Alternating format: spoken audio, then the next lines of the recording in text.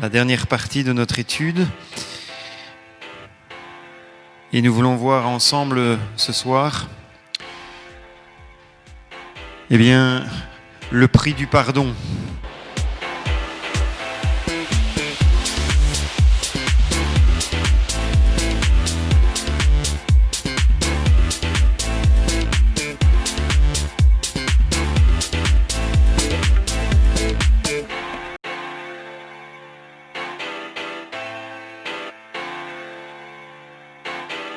Le prix du pardon. Nous avons vu c'est quoi le pardon, la voie du pardon, et puis pardonner, pourquoi. Et maintenant nous voulons voir bien le prix, parce que je vous l'ai dit en préambule, le pardon ça coûte. On n'a peut-être pas l'impression comme cela, mais réellement ça coûte quelque chose. Ça nous coûte lorsque nous avons été offensés, et c'est ce que nous allons voir ce soir. De quelle manière nous pouvons quelque part remettre la dette. Nous avons dit que pardonner, c'est remettre une dette, et quelque part, remettre une dette, ça a un prix. Ça a un prix. Alors, sans plus tarder, nous allons lire un texte ce soir dans Colossiens chapitre 3, versets 12 et 13. Colossiens chapitre 3, versets 12 et 13. Ainsi donc, comme des élus de Dieu, saints et bien-aimés, revêtez-vous d'entrailles de miséricorde, de bonté, d'humilité, de douceur, de patience. Supportez-vous les uns les autres, et si l'un a sujet de se plaindre de l'autre, pardonnez-vous réciproquement, de même que Christ vous a pardonné, pardonnez-vous aussi. Et vous dites Amen à la parole de Dieu ce soir. Seigneur, tu bénis ta parole. Et tu nous donnes de pouvoir l'assimiler, que tu me donnes la facilité pour apporter le message et que nous ayons des cœurs ouverts, des cœurs sensibles, Seigneur, à ton esprit. Et surtout que nous puissions sortir de cette étude, surtout enrichis, et que cela puisse nous aider à nous analyser pour, Seigneur, le futur. Te demandons ta grâce et te demandons que ton esprit agisse, Père, dans le nom puissant de Jésus. Amen. Nous avons dit, un petit rappel, le pardon est un processus. Une certaine vision du pardon chrétien peut le rendre simple. En le rendant simple, on risque surtout de le rendre superficiel, c'est-à-dire réducteur, et ce qui va conduire justement à ce qu'il ne soit pas du tout libérateur. Si nous occultons ou nous passons trop vite sur les étapes de ce processus, nous risquons de ne pas donner un vrai pardon. On l'a dit, et j'aime le redire ce soir une fois de plus, faites attention à la manière dont certains peut-être peuvent vous conseiller en vous disant « Pardonne, passe à autre chose, tourne la page ». C'est parfois simple, parfois facile quand ce sont des pardons qui ne nécessitent pas réellement quelque part grand-chose. On nous marche sur le pied, pardon, ça ne nécessite pas de réfléchir, ça ne nécessite pas de quelque part de laisser passer du temps. On dit pardon et on s'excuse, et puis ça passe très vite. À partir du moment où ce sont des pardons simples, il n'y a pas de problème. Le pardon, quand il devient un peu plus complexe, parce qu'on a donné toutes sortes d'exemples, lorsqu'on a abusé de nous, lorsqu'on vit un drame, lorsqu'on vit un divorce, lorsqu'on vit une séparation, là ça devient plus compliqué, plus complexe, plus difficile, d'autant plus que lorsque les parties adverses ne sont pas consentantes et que cela devient difficile. Là, le processus n'est pas simple, et quelque part lorsqu'on dit oh passe à autre chose, pardonne, oublie, que tu vas être beaucoup plus libre, c'est vrai, mais encore une fois ce n'est pas nous qui avons été offensés, et nous ne connaissons pas quelque part la grandeur de l'offense de celui qui a été offensé. Pour pardonner, il ne faut pas chercher à nier les blessures, il faut les expliquer.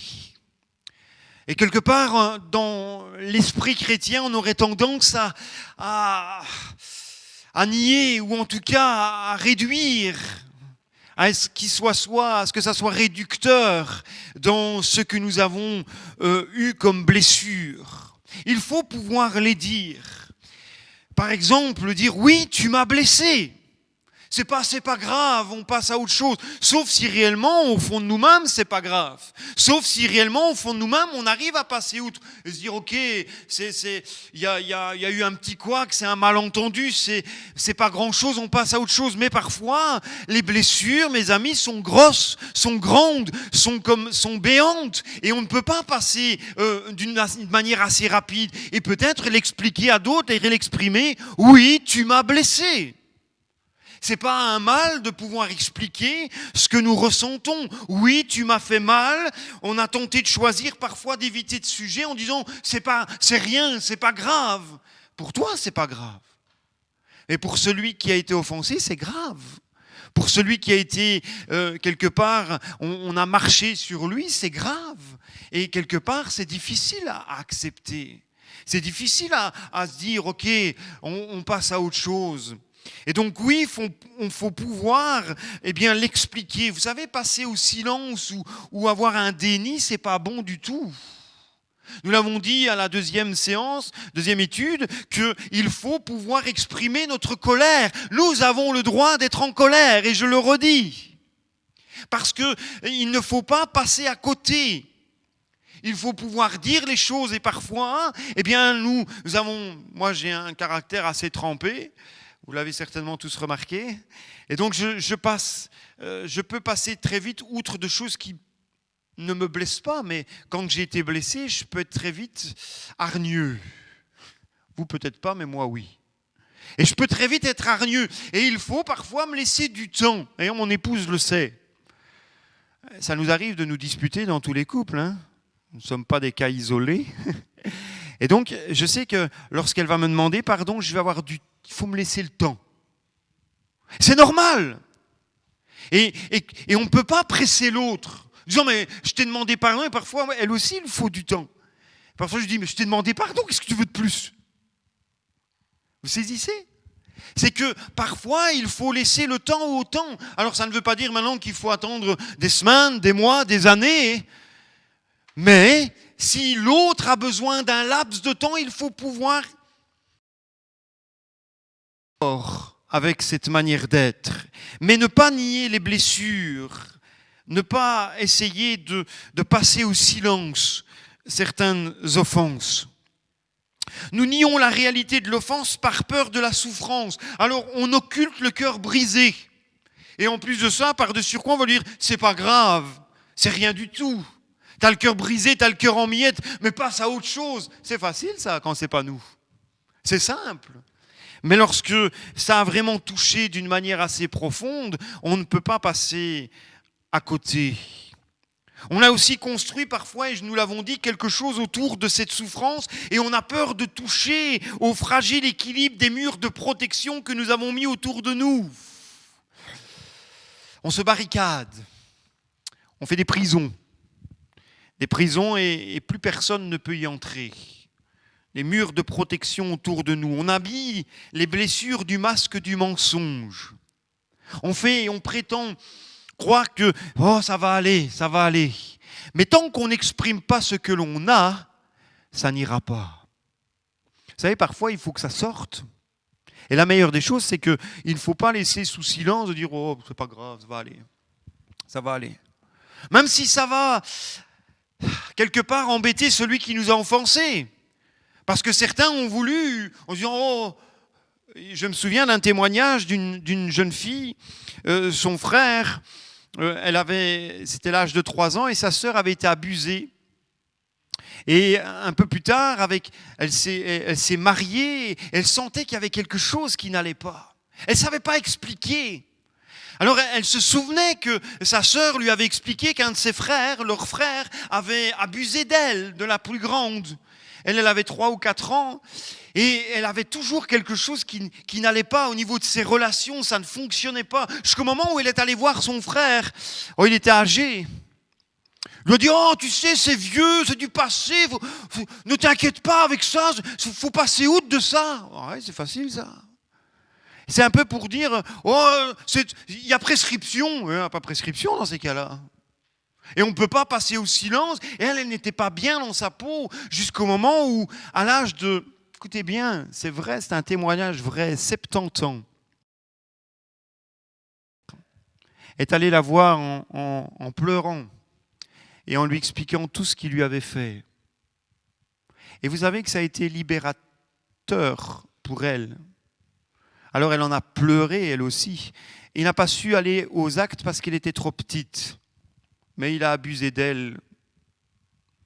Et quelque part, le fait de le savoir, ça l'a libéré. Non, on ne peut pas passer sous silence en disant « il y a prescription, c'est trop vieux, il y a longtemps, laisse passer, laisse couler ». Oui, c'est facile pour celui qui a offensé, mais pour celui qui a subi.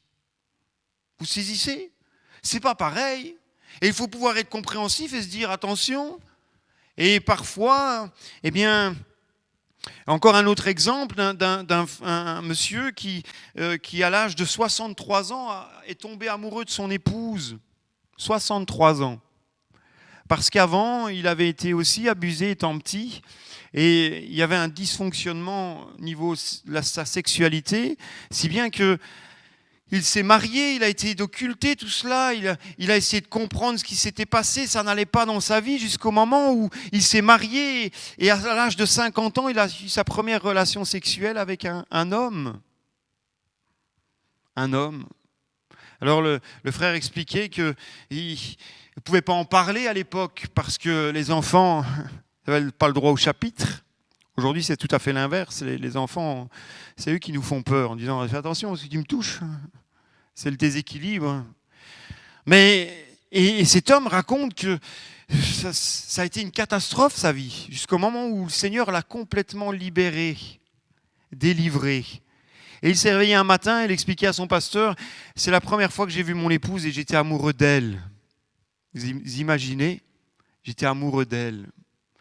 Il disait, j'ai perdu plus de 60 ans de ma vie à cause de quelqu'un qui m'a abusé. À cause de quelque chose que j'ai subi. Alors c'est facile, vous allez dire à cet homme-là, pardonne, oublie, passe à autre chose. Ouais. C'est facile. Pour nous, c'est simple. Mais que nous puissions être des psychologues et non pas de ceux qui, comme nous l'avons dit, t'as qu'à pardonner, t'as qu'à pardonner. On veut étouffer la blessure, mais on étouffe sous la blessure. Le silence et la dénégation ne sont jamais une solution. Jamais. On ne peut pas couvrir la souffrance par un mensonge. C'est pas possible. C'est pas possible. L'enseignement sur le pardon et l'éducation chrétienne peuvent être des obstacles au pardon parce que ils conduisent à nier la légitimité de la blessure, de passer sous silence, de la colère, à blanchir les fautes plus qu'à les pardonner. Sous le couvert de « wow, quand on est chrétien, il faut pardonner ». Oui, il faut pardonner. Oui, ça a un prix, oui, ça coûte. Mais ça ne peut pas se faire en un claquement de doigts, c'est pas possible ça. C'est pas possible. Et il faut en être convaincu, mes amis, pour que vous puissiez aujourd'hui peut-être être libérés vous-même, mais aider tous ceux peut-être qui passeront par des moments difficiles, des moments où ils auront du mal à pardonner, où nous serons à même de pouvoir non pas les juger, non pas les condamner, mais à les aider, à les soutenir. Et au niveau de la prière, prier, intercéder pour eux, pour qu'eux aussi puissent passer par la libération. Vous êtes d'accord avec moi ? Eh oui. Alors, faisons vraiment très attention, frères et sœurs. La démarche de pardon ne peut faire l'économie de la vérité. Il faut que ils ont eu besoin de savoir. Ils ont eu besoin de comprendre ce qui s'était passé dans leur vie, étant jeunes, étant petits. Même si après des années, ils ne savaient toujours pas l'expliquer, il fallait que la vérité, elle sorte. Et tant qu'elle n'est pas sortie, ils vivent avec quelque chose qui n'est pas réglé. Qui n'est pas réglé. Et il faut que ça se règle. Il faut que ça se règle. Pour pardonner, il faut que nous soyons en contact avec ce qui a besoin d'être pardonné dans la lumière et la vérité. Vous savez, pardonner, ça implique l'honnêteté. L'honnêteté avec soi-même et avec sa propre histoire. Oui, je suis blessé. Oui, je souffre. Oui, je suis en colère. Jésus a dit ceci, que la vérité nous rendra libres. La vérité nous rendra libres. Et dans notre histoire, eh bien, il faut que cette vérité jaillisse, sorte. Alors, voyons voir ce soir le prix du pardon. C'est notre premier point. Le prix du pardon, c'est pardonner en péché. Oui, tu m'as blessé. Oui, tu es responsable du mal que tu m'as fait. Pour pouvoir pardonner, il faut le dire. Il faut dire la faute. Dire oui, tu as péché. Oui, tu n'avais pas le droit de me faire ce que tu as fait. Quand cela est possible, encore une fois. Mais quand cela est possible, il faut le faire. Alors je sais que certains ne veulent absolument pas revoir celui qui les a offensés à juste titre. On n'a pas envie de retourner dans ses griffes, mais parfois ça peut être libérateur de lui dire les choses, excusez-moi l'expression, mais d'avoir et de leur dire ces 4 vérités. Les 4 vérités. En lui disant et lui expliquant, parce que peut-être que lui, et même s'il vous dit « Oh, c'est trop vieux, il y a longtemps, ceci, c'est là. » Oui, mais moi je vais t'expliquer ce que je ressens. Et peut-être te mettre devant la réalité des faits. Ça, c'est le prix à payer. C'est de pouvoir aller vers l'autre et lui dire, même si après, pardonnez-moi l'expression, il s'en fout pas mal, mais au moins vous serez libre de lui avoir dit les choses. Vous serez libre de lui avoir dit ce que vous avez subi. Vous savez que c'est ainsi que Dieu pardonne. C'est important car pardonner ne consiste pas à tenir le coupable pour innocent. La Bible nous dit que l'Éternel a compassion. J'ai péché contre toi seul. Ah, je l'ai pas mis. Exode chapitre 34, versets 6 et 7. L'Éternel a compassion et il fait grâce, qui pardonne la faute et ne retient pas le coupable pour innocent. Jamais Dieu n'agit comme cela. Exode chapitre 34, versets 6 et 7 pour ceux qui copient. L'Éternel est compatissant, il fait grâce, mais il ne tient pas le coupable pour innocent. En disant, bon, malgré qu'il est coupable, c'est un innocent, c'est pas grave. Non, non, Dieu n'agit pas comme cela. Dieu n'agit pas comme ça. Oui, tu as péché et tu n'avais pas le droit, mais je choisis de ne pas utiliser ton péché contre toi. Je choisis de ne pas utiliser ton péché contre toi. Dénoncer le péché est important. Une femme qui a subi ou qui apprend que son mari la trompe, il faut que la vérité soit mise en lumière. On ne peut pas vivre avec des suspicions. On ne peut pas vivre avec des choses qui pendent là. Mais il faut que les choses soient réelles, soient vraies, afin que le processus de pardon s'enclenche. Pas. Il reste pendant. Mais quand les choses sont dites, alors il y a un processus non seulement de guérison qui s'enclenche, et aussi un processus de pardon. Oh, il va y avoir la colère, c'est sûr. Mais comme je l'ai dit, si on arrive à gérer sa colère et ne pas pécher avec la colère en ayant de la haine, de l'amertume, de la vengeance et tout ce qui s'enclenche avec la colère, si j'arrive à la gérer, je peux être en colère, mais je dois la gérer.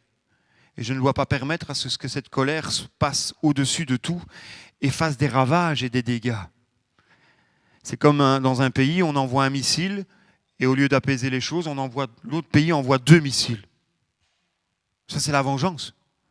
Et c'est un peu comme ça que nous réagissons parfois. On nous fait quelque chose et au lieu d'apaiser les esprits, on peut être en colère.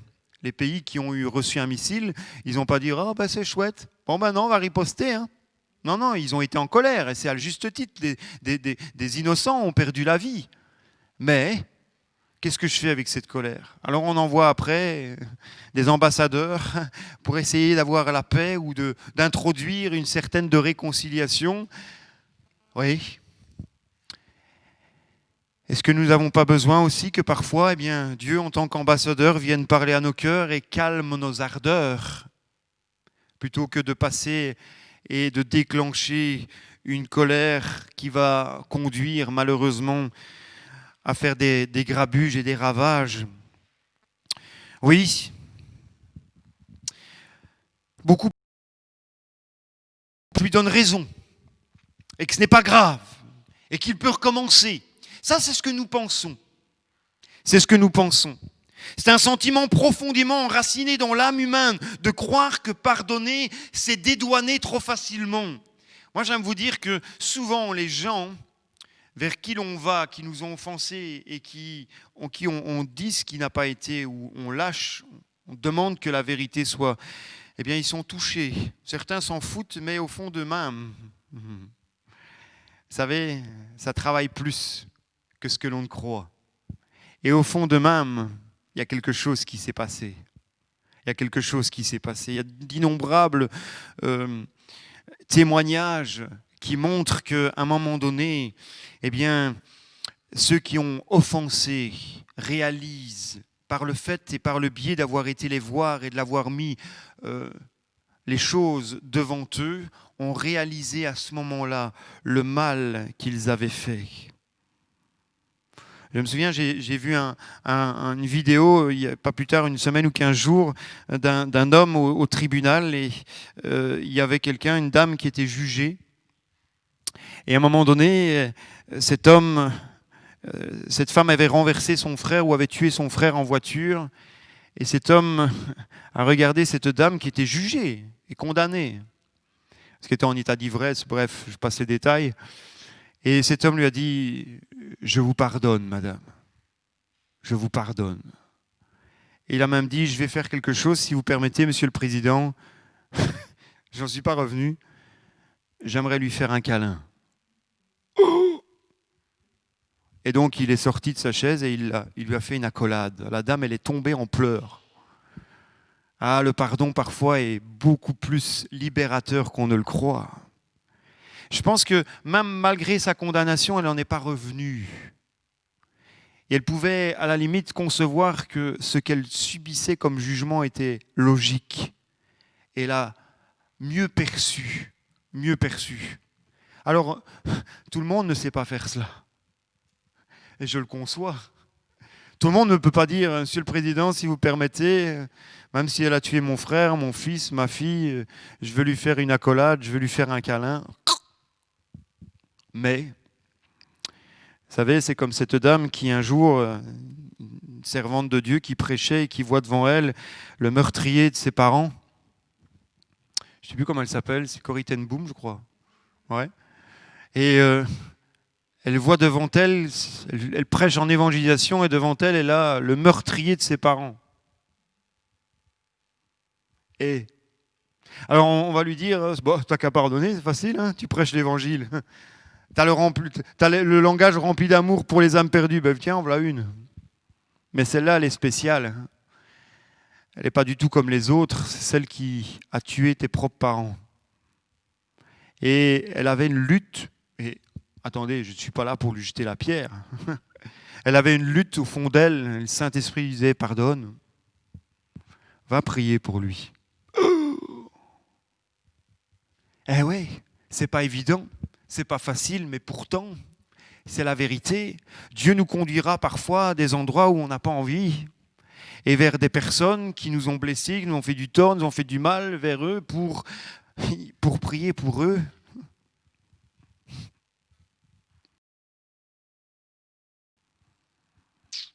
Ça donne à réfléchir, vous ne trouvez pas? Eh oui, ça donne à réfléchir. Pardonner a un prix. Et c'est un combat contre ce mensonge que nous avons dit. Parce que dénoncer le péché, c'est rappeler que Dieu a été lui-même offensé. Et la Bible nous dit que dans le psaume 51, verset 6, psaume 51, verset 6, pas plus.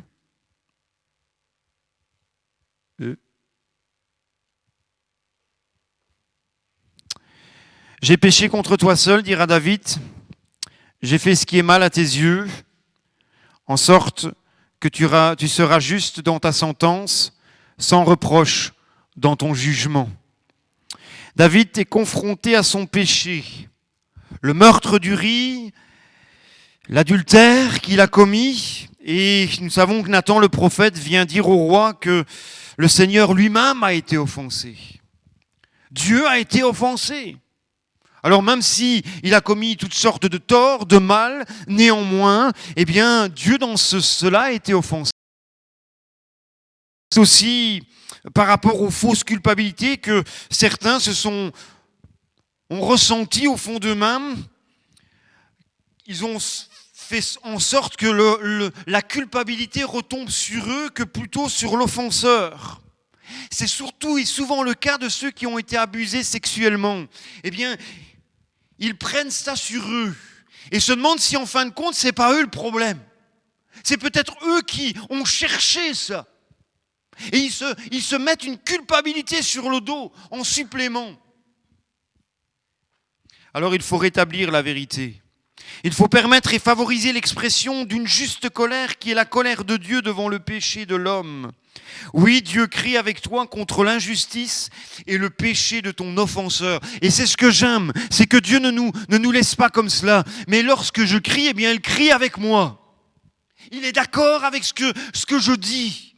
Encore une fois, en faisant attention que notre colère soit juste devant Dieu, devant lui. Alors, il est d'accord avec moi contre l'injustice et le péché de mon offenseur. Deuxième point, le pardon, le prix du pardon, ça ne va toujours pas. C'est d'accepter, d'assumer, d'assumer la... Oui, je suis responsable aujourd'hui de ce que je fais de ma blessure. Ça, c'est le prix. Je suis responsable aujourd'hui de ce que je fais de ma blessure. C'est bizarre que je dise cela. Nous ne sommes pas responsables du péché des autres, mais nous sommes responsables de nos réactions. Nous ne sommes pas responsables des blessures que nous donnent les autres, mais nous sommes responsables de ce que nous faisons de ces blessures. Comment est-ce que je vais réagir ? De quelle manière je vais régler le problème avec ce que je subis ? Nous sommes responsables d'assumer les conséquences de ces blessures. Il n'y a pas d'autre alternative pour en sortir. Nos blessures font un lien avec le passé que l'on ne pourra jamais changer. Jamais. La seule chose que vous puissiez changer, c'est la nature de ce lien qui vous relie au passé. C'est la seule chose que vous pouvez faire. La seule chose sur laquelle vous avez prise aujourd'hui, c'est ce que vous allez faire de vos blessures. Ça change et que ce soit délié les nœuds qui vous retiennent à vos souvenirs. Il faut entretenir une autre relation avec le souvenir. Non pas qui nous empoisonne l'existence, mais qui va permettre que notre futur, notre présent surtout, et notre futur soient bien différents que ce que nous vivons. Et nous sommes les seuls qui puissent changer cela. Les seuls, encore une fois, par la grâce de Dieu. Mais nous sommes les seuls à pouvoir changer cette manière. L'offenseur, qu'il soit repentant ou non, ne pourra jamais revenir en arrière. Même s'il se met à genoux, même s'il pleure jusque demain matin, ça ne changera rien à ce que vous avez subi. Il faudra vivre avec. Mais la question c'est quel prix ?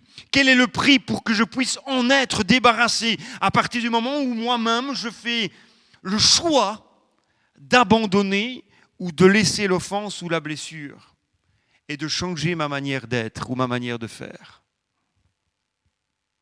On ne peut pas rebobiner le film. L'histoire est irrémédiablement écrite. Je ne peux pas réécrire mon histoire. Mais je peux vivre autrement avec mon histoire. Seul le pardon peut opérer cette transformation. Je peux vivre différemment. Nous l'avons dit précédemment, soit je choisis de rester dans l'état où je suis, en me disant en fin de compte, et il y a ceux qui sont morts comme ça, parce qu'ils n'ont pas voulu changer. Ils sont restés convaincus que ce qu'ils avaient subi était impardonnable. Et donc, ils ont choisi de rester dans cette case du non-pardon. Alors, est-ce que je vais continuer à vivre avec cela, avec un souvenir, pardonnez-moi l'expression, qui me pourrit mon présent et mon futur, ou est-ce que je prends la ferme résolution, la ferme décision de changer et de laisser de côté cette blessure et cette offense ? La réponse est, j'aime à dire que personne ne peut changer quoi que ce soit sinon nous-mêmes. sinon nous-mêmes. Le prix du pardon, c'est d'accepter de porter la faute des autres. Oui, je renonce à faire payer à l'autre le prix de ma blessure. Je renonce à faire payer à l'autre le prix de ma blessure. Le pardon alors est une substitution dans le sens où l'on prend sur soi. On assume les conséquences de la faute des autres. Waouh, Paul, tu vas un peu trop loin là. Et pourtant, vous allez voir que c'est ce que Dieu a fait. C'est ce que Jésus a fait. Pardonner coûte, je l'ai dit. Parce que c'est vous qui payez le prix du mal que vous pardonnez. C'est ce que Dieu a fait pour nous. Le péché nous a séparés de Dieu et Dieu a été atteint par notre péché. Et puis aussi attristé par notre péché. Et qu'est-ce qu'il a fait ? Eh bien alors Dieu a pris l'initiative, et c'est cela, la même chose que nous devons faire aussi, de prendre cette initiative, d'assumer les conséquences de notre conduite. C'est ce que Dieu a fait. En envoyant Jésus qui a pris sur lui le poids de nos fautes dont il n'était pas responsable. Et aujourd'hui, je ne suis pas responsable de ce que j'ai subi, et le prix c'est cela. Je pardonne, comme Jésus a fait. Il l'a fait pour rendre de nouveau possible une relation et une communion avec lui. Vous me suivez toujours ? C'est pas facile, hein ? Ah, je suis d'accord avec vous. Je le conçois. Il l'a fait pour rendre de nouveau possible une relation et une communion avec lui. La démarche intérieure de pardon n'est pas conditionnée par la repentance de l'offenseur. Si au moins il y aurait repentance, ce serait plus facile. Mais parfois, ce n'est pas le cas. L'autre ne veut absolument pas faire quoi que ce soit ou dire quoi que ce soit. Et il n'est pas du tout dans cette phase de repentance et nous devons subir. Mais comme je l'ai dit, il y a moyen d'être libéré sans que l'autre ne s'en repente. C'est demander à Dieu de nous aider à accepter et de passer outre de l'offense ou de la blessure. Et je dirais heureusement qu'il ne faut pas attendre que l'autre se repente, parce que ce serait dramatique pour nous. Ce serait invivable, parce que nous ne pourrions pas sortir de cet état tant que notre offenseur ne serait pas repentant. Mais gloire à Dieu, il est possible de sortir de cet état, même si l'autre ne veut pas se repentir. Il conserverait alors, si il ne pourrait pas avoir de guérison, de blessure ou de pardon, il conserverait, c'est-à-dire l'offenseur, des droits sur nous et le pouvoir de continuer à contrôler notre vie. Et nous lui donnerions alors le droit ou l'autorisation de faire tout ce qu'il veut. Et c'est ce que nous faisons tant qu'on ne lui pardonne pas. Il peut continuer à exercer son droit sur nous. Et en plus, nous lui donnons l'autorisation de le faire. L'autorisation de le faire. Les droits que l'agresseur conserve sur sa victime sont ceux que sa victime lui laisse. Qu'est-ce que tu laisses à ton offenseur ? Ce que tu ressens, ce que tu penses, la manière dont tu gères la blessure ou l'offense, eh bien, il continue à avoir des droits sur toi. À partir du moment où tu décides, il n'a plus de droits. Tu ne lui autorises pas à continuer son processus dans ta vie. Parce que tant que tu ressasses la blessure ou l'offense, eh bien, il continue à agir sur toi. Comme nous l'avons dit, on peut partir, et je l'ai dit plusieurs fois, on peut partir à l'autre bout de la terre, il vient avec nous. Parce qu'on pense qu'à ça. Parce que la chose, elle n'est pas réglée. Mais je peux aussi régler les choses à l'autre bout de la terre, sans qu'il ne soit en face de moi. Lorsque je décide et que je me dis, maintenant c'est stop, maintenant c'est fini. Je lui pardonne et je demande la grâce de Dieu pour que je puisse lui pardonner. Seigneur, aide-moi. Et dans ces cas-là, à l'autre bout du monde, je peux être libre. Et lui fait le voyage sans moi, il retourne, j'allais dire dans l'avion, mais il retourne et moi je reste là-bas. Et oui.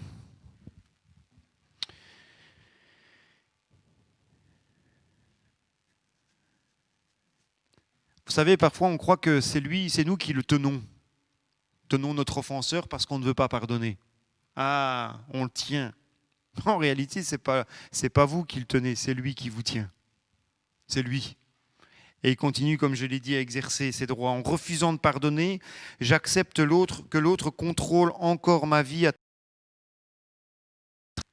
Pardonner, c'est dire, oui, je suis responsable de ce que je fais aujourd'hui, de ma blessure. Donc je choisis d'être libre, d'être libéré du mal que l'autre m'a fait, qu'il continue encore à me faire. Je lui retire le pouvoir que je lui donnais sur ma vie.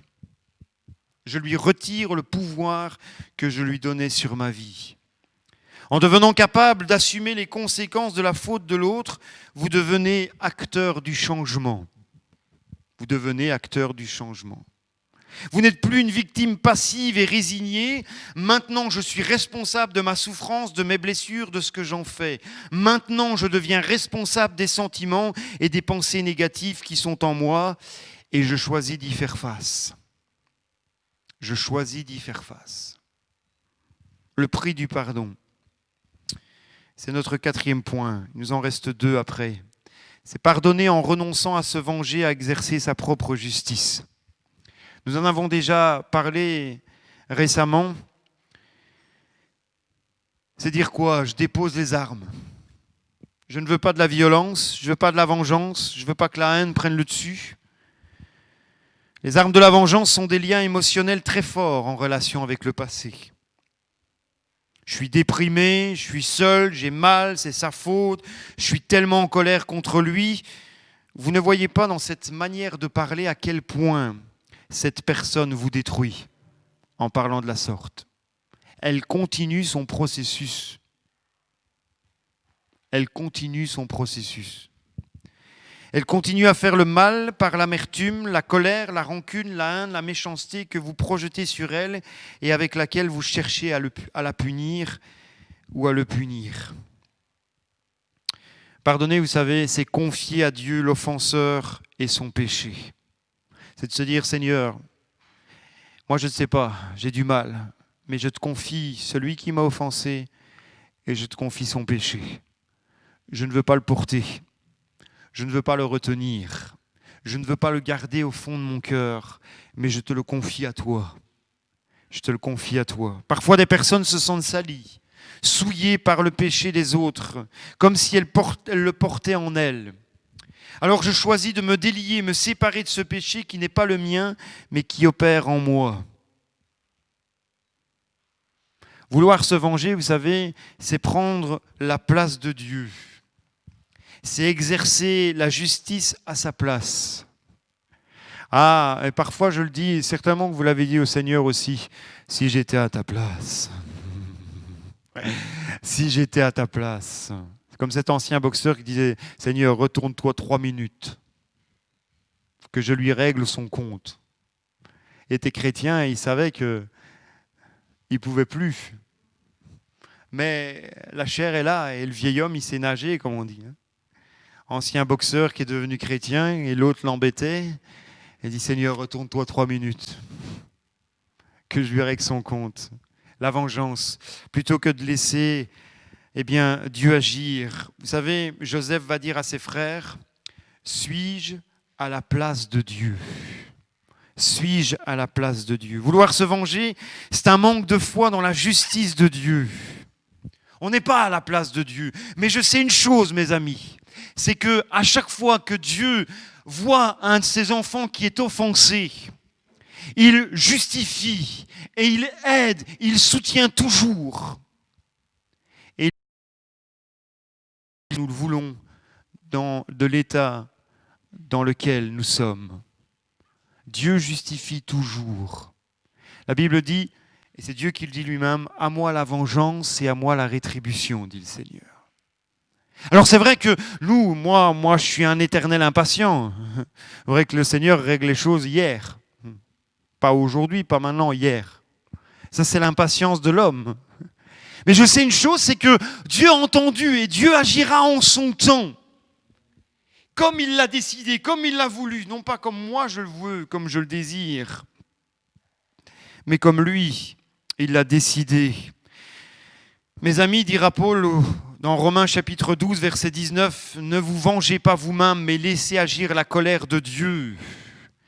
Car il est écrit, c'est à moi qu'il appartient de faire justice, c'est moi qui rendrai à chacun son dû, son dû. » Vivre avec ce « tu dois payer le prix de ma souffrance », c'est vivre dans un esprit de dette et de droit, de propre justice. Et cela est étranger à la grâce. Ça, c'est être diamétralement opposé à la grâce de Dieu. Dieu fait grâce. Alors vous savez, c'est facile. Et on l'a souvent dit, même à l'église, il y a quelques années de cela. Et aujourd'hui encore, l'opinion publique par rapport à certains qui ont commis des méfaits dans la société, surtout au niveau de notre jeunesse, même après des années, on a l'impression qu'il n'y a rien de changé. Les gens sont toujours aussi hargneux. Même s'il y a eu, quelque part, ils ont payé leurs dettes.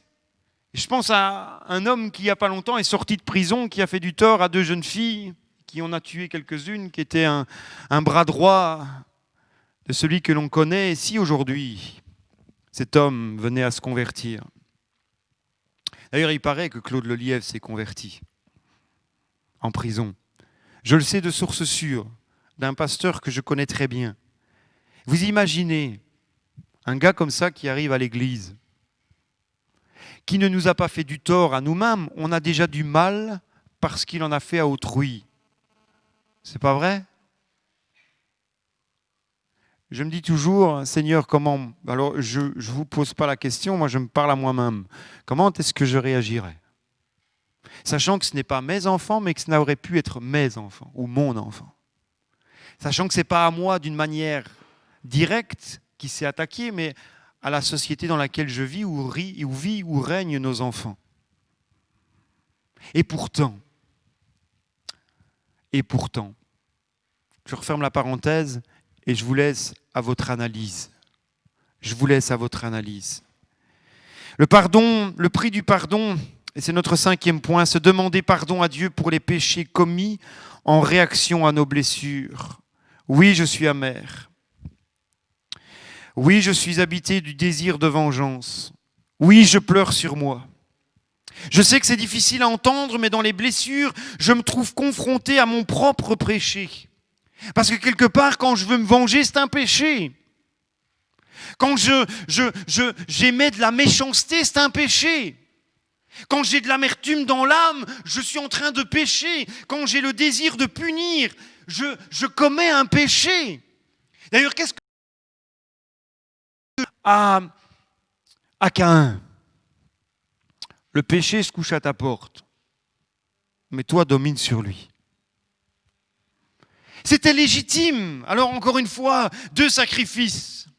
L'un qui va prendre un sacrifice de son bétail et l'autre de ses légumes et de ses fruits, de ce qu'il a cultivé. Dieu va avoir un regard favorable vis-à-vis d'Abel, de l'offrande d'Abel et l'autre, soyons clairs, Dieu n'a pas jeté un regard favorable. C'est écrit comme cela. Alors il y a quelque part cette tristesse.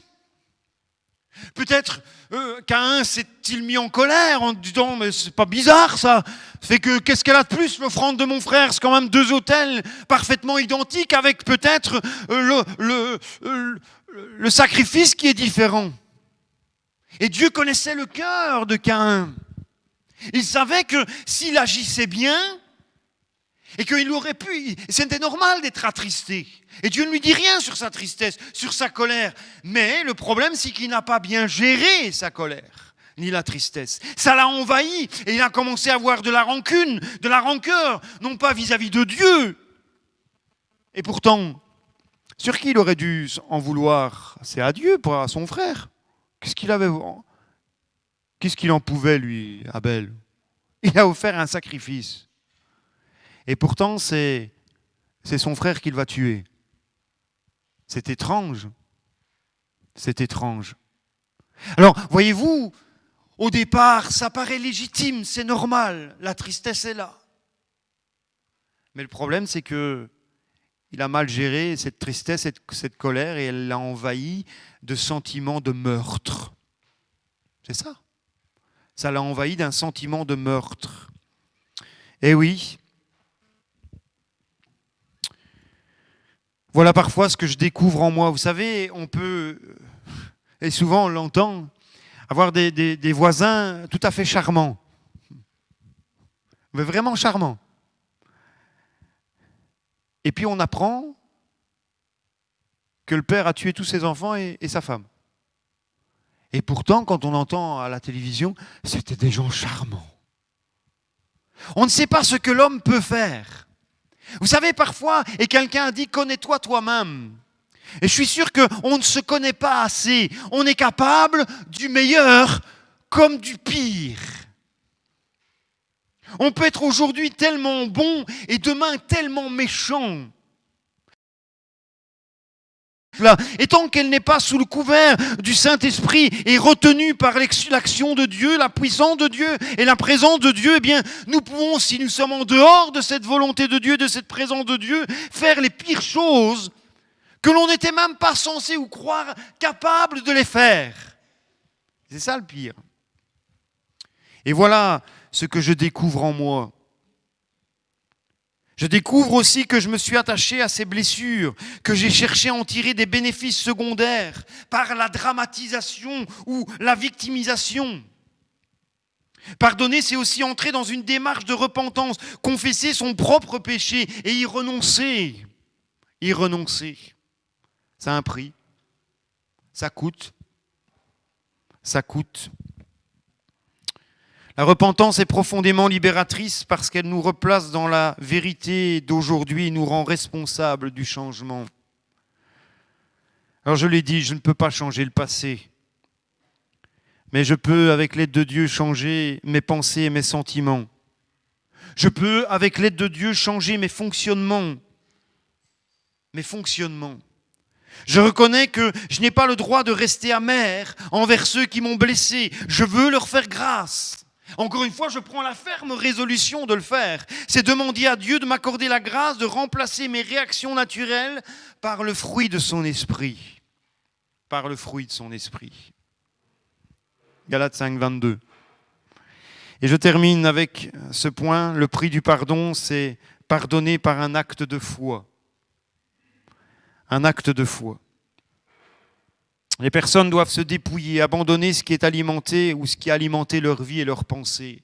Alors je ne sais pas si tu es blessé, qu'est-ce qui peut alimenter ta vie en ce moment? Est-ce que tu continues à émettre toutes sortes de choses négatives qui te perturbent et qui te tirent vers le bas plutôt que vers le haut? Abandonner, c'est faire un deuil sur ce qu'on a dû vivre. Eh oui, c'est de faire un deuil sur ce qu'on a subi. Passer par une démarche de pardon nous met dans la crainte et l'insécurité. Il est important de travailler sur l'espérance que non seulement Dieu veut guérir et restaurer, mais aussi qu'il veut bénir. Bénir. J'ai relevé cette histoire, je terminerai par celle-là, où nous connaissons tous à un moment donné que les frères de Joseph sont venus devant Joseph, lui il les a... Et qu'à un moment donné, les jours ont passé, la réconciliation s'est faite, le père est revenu en Égypte, ils ont été au pays de Goshen, ils ont vécu pendant des années comme cela. Et ce qui est étonnant, mes amis, c'est que 17 ans ont passé entre le moment où Jacob est arrivé en Égypte et au moment où il est mort.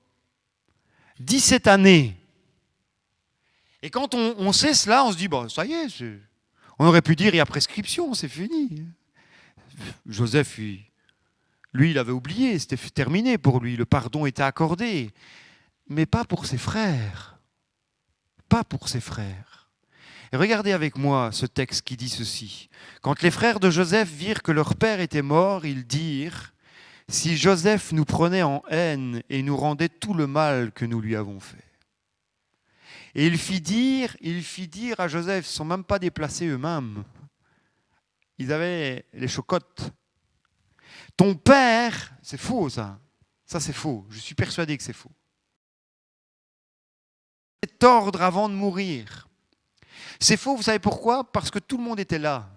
lorsque Jacob est mort. Jacob a donné une bénédiction sur chaque fils d'Israël. Et Joseph a toujours été au chevet de son père avec Éphraïm et Manassé. Et à un moment donné, vous vous souvenez, Jacob a croisé les mains et Joseph a même été offusqué de cela. Et Jacob lui dit, laisse faire. Mais tout le monde était là. Et donc, ce n'est pas possible qu'à un moment donné, Joseph ait quitté la tente de son père pour que Jacob puisse dire, dites bien à Joseph que lorsque je vais mourir, qu'il vous pardonne. Ça, je n'y crois pas un instant. Je n'y crois pas un seul instant. Vous parlerez ainsi à Joseph. Oh, pardonne le crime de tes frères et leurs péchés, car ils t'ont fait du mal. Pardonne maintenant le péché des serviteurs du Dieu de ton père. Et Joseph pleura en entendant ces paroles. Parce que pour lui, c'était fini. C'était de l'histoire ancienne. Lui avait pardonné. Mais on aurait tendance à croire que pour les frères, c'était encore frais 17 ans après. 17 ans plus tard. Et qu'est-ce que la Bible nous dit? Ses frères vinrent eux-mêmes, après avoir fait prospecter la parole à Joseph, ils vinrent eux-mêmes se prosterner devant lui, lui dire, nous sommes des serviteurs. Et Joseph va dire, n'ayez aucune crainte, suis-je à la place de Dieu? Nous l'avons vu tout à l'heure. Est-ce que maintenant c'est moi qui dois faire justice par rapport à ce que vous avez fait? Non. Vous aviez projeté de me faire du mal, mais parce que vous avez fait, mais Dieu a projeté de faire du bien en vue d'accomplir ce qui se réalise aujourd'hui. Voilà le but. Voilà la finalité quelque part. Voilà, c'est comme si la boucle était bouclée, que tout le cheminement que Joseph a pu vivre, qu'à un moment donné, tout est mis en lumière. Vous pensiez que quelque part, c'est vous qui avez agi ainsi. Mais Dieu s'est servi de cela. Dieu s'est servi de la manière dont vous avez agi, qui n'était pas la meilleure. Mais c'est celle-là que Dieu a choisie pour qu'aujourd'hui, bien tout le peuple d'Israël puisse être sauvé. Vous aviez projeté de me faire du mal, mais Dieu l'a changé en bien. Et toutes les fois où parfois on projette de nous faire du mal, croyez que Dieu transforme ce mal en bien. Vous avez le droit de dire Amen, parce que c'est vrai. Oui. Dolto disait qu'aucun passé n'empêche d'avoir un bel avenir. Et Dieu dit que toute chose concourt au bien de ceux qui l'aiment. Par le pardon, Dieu rejoint la personne blessée au cœur de ses blessures. Il n'est pas indifférent à ce que nous vivons. Il n'est pas indifférent à ce que nous subissons. Il n'est pas indifférent à ce que nous vivons aujourd'hui. Il veut restaurer, il veut ôter la souffrance ou l'alléger. Il peut même faire des anciennes blessures un moyen de sa bénédiction pour demain. Des anciennes blessures, un moyen de bénédiction pour demain. Pardonner, c'est arriver jusque-là. Et c'est alors que le processus de guérison peut commencer. Alors, j'aimerais juste, si vous le permettez, terminer par cela, parce que j'ai pensé à quelque chose cet après-midi, et certains m'ont déjà posé la question, que faire avec ceux qui sont morts et qui nous ont offensés? Ils ne pourront jamais se repentir du mal qu'ils nous ont fait. Jamais. On peut leur pardonner, mais on ne peut pas se réconcilier avec eux, sinon d'une réconciliation intérieure qui est très réelle. Et vous savez, j'en ai connu une sœur qui autrefois avait été abusée par son père est décédé, elle est devenue chrétienne, et elle vivait avec cela au fond d'elle. Et alors je ne la juge absolument pas. Elle avait besoin de faire cette démarche et d'aller sur la tombe de son père et lui dire « Je te pardonne. Je te pardonne. » Et vous savez, ça a été libérateur pour elle. D'ailleurs, la fois d'après, quand je l'ai revue, elle était transformée. Transformée. Alors je ne dis pas qu'il faut aller sur la tombe, et si c'est votre cas et qu'il faut aller, allez-y, je ne serai pas de celui qui dit « Oh, faut pas faire ça !» Jamais. Si c'est libérateur pour vous, eh bien faites-le. Mais en tout cas, il faut que vous puissiez dire « Je te pardonne. Je pardonne à la personne qui est décédée et qui m'a offensé. Qui m'a offensé. Si je ne pouvais pardonner qu'à ceux qui se repentent, je continuerais à me laisser contrôler ma vie par leurs péchés. Le pardon n'est pas perçu dans notre société comme une valeur positive, il est comme un acte de faiblesse. Mais la faiblesse, mes amis, c'est de rester dans la prison de ces ressentiments, de l'amertume et de la colère. Pardonner, c'est un acte de puissance qui nous fait ouvrir les portes de notre prison. Pardonner, c'est devenir libre, parce que le pardon est une puissance pour la liberté. J'ai de la peine, frères et sœurs, mes amis, pour tous ceux qui sucent le poison de l'amertume et pour lesquels ça brûle à l'intérieur et dans lesquels ils n'arrivent pas à en être débarrassés parce que le feu est là, le feu de la colère. Je sais qu'ils sont malheureux, je sais qu'ils détruisent et se détruisent eux-mêmes. Si vous laissez les blessures tisser ces pensées, vous allez passer à côté de votre vie. Vous ne saurez pas construire les vraies relations dont vous avez tant besoin. Tant besoin. Alors je conclus. On considère, et je l'ai dit, pardonner n'est pas facile. Et on considère que le prix du pardon doit être à la hauteur de l'offense que l'on nous a faite. Que le prix du pardon doit être à la hauteur des dégâts que l'on nous a occasionnés. Pardonner coûte cher. Ça coûte. Je le conçois. Je suis conscient que le sujet n'est pas clos, que l'on entendra encore beaucoup de messages sur le pardon. Parce que je n'ai fait qu'effleurer quelque peu ce que la parole de Dieu dit et peut-être trouver chez certains le besoin ou en tout cas quelque part une guérison, une libération, une délivrance que Dieu seul peut vous accorder. Je n'ai qu'effleuré ce thème et par la grâce de Dieu, tenter d'aider, d'encourager tous ceux qui passent par ce problème. Je prie Dieu pour qu'il puisse trouver écho dans le cœur et apaiser tous ceux qui sont atteints par ce mal. Parce que je dis réellement que là, le non-pardon, c'est la case. Eh bien, ça fait mal. C'est difficile. C'est difficile. Et je termine par ce texte, le même texte d'ailleurs que nous avons lu dans les débuts. Je l'aime beaucoup. Et c'est celui peut-être que j'aimerais que vous reteniez le plus pour qu'un jour, vous et moi, nous puissions être au ciel. Offense, votre Père Céleste vous pardonnera aussi. Mais si vous ne pardonnez pas aux hommes, votre Père Céleste ne vous pardonnera pas non plus vos offenses. Amen. Alors que Dieu nous vienne en aide et nous bénisse.